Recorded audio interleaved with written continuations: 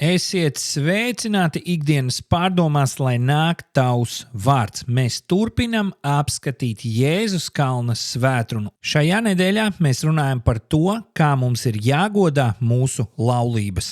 Mateja evaņģēlijas 5. nodaļa 28. pāns. Bet es jums saku, ik viens, kas uzlūko sievu to iekārodams, tas jau ir pārkāpis laulību ar viņu savā sirdī.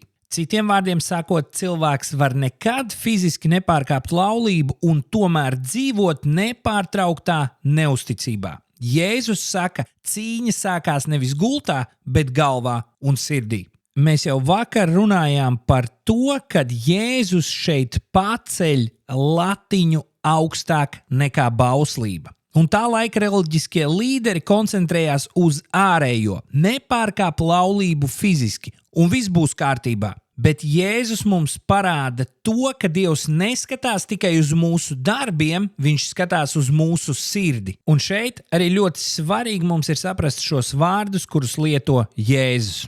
Ik viens, kas uzlūko sievu, vai sieva uzlūko vīru, nozīmē apzināti skatīties un pievērst uzmanību. Tas nav nejaušs skatiens, bet tā ir mērķtiecīga rīcība. Tu ne tikai redzi, bet paliec skatīties, jo tev patīk tas, ko tu redzi. Kāds ir teicis, ka pirmais skatiens ir nejaušība, otrais skatiens vienmēr ir izvēle.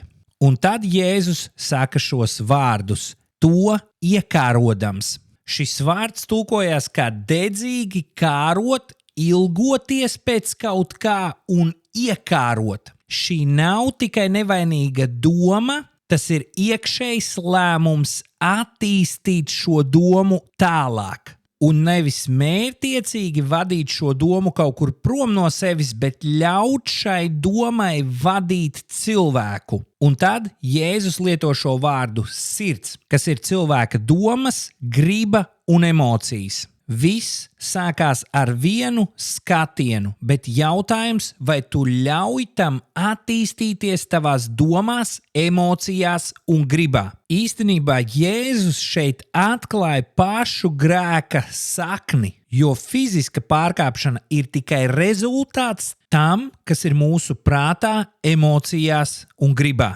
Un ja mēs paskatāmies dziļāk, tad mēs šeit varam ieraudzīt, ka visa pamatā ir viena no lielākajām mūsdienu atkarībām. Tā ir atkarība no dopamīna. Dopamīns ir ķīmiska viela mūsu smadzenēs, kas saistās ar motivāciju, vēlmi, atlīdzību un gaidīšanu pēc kaut kā laba. Īsāk sakot, dopamīns ir tas, kurš norāda tev ceļu, kur tev iet un dabūt savu piepildījumu.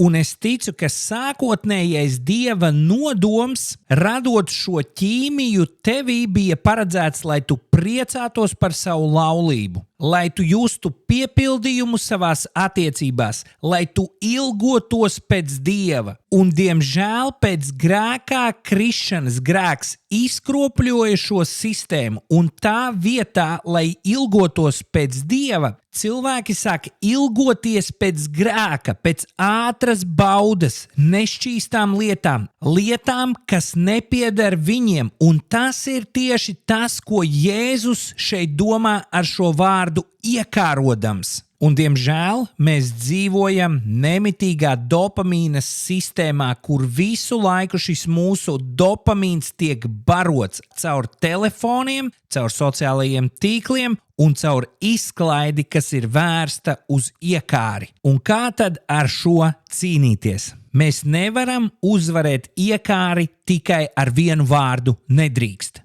Vēstules Galatiešiem 5. nodaļas 16. pantā ir rakstīts: staigājiet garā, tad jūs miesas kārību savaldīsiet. Katru dienu pavadi laiku Dieva vārdā un lūgšanā, jo mēs paši nevaram sevi salabot. Vienīgais, kas to var izdarīt, ir Jēzus Kristus upuris. Un jo vairāk mēs laika pavadam ar viņu, jo vairāk mūsu sirds mainās un mūsu griba tiek pakļauta viņa gribai. Rīt mēs parunāsim par to, kā praktiski izvairīties no kārdinājuma un iekāres.